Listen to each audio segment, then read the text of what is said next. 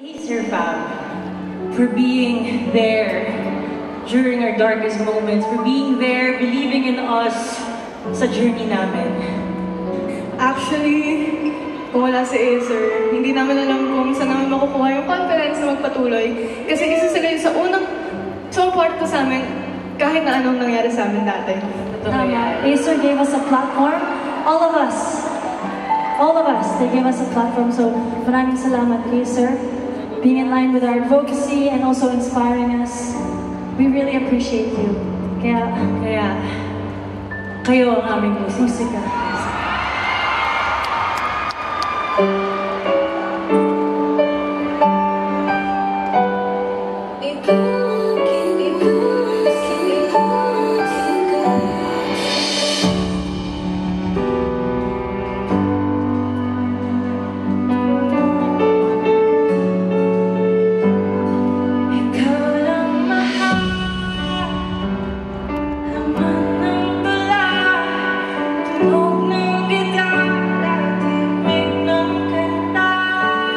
Ooh.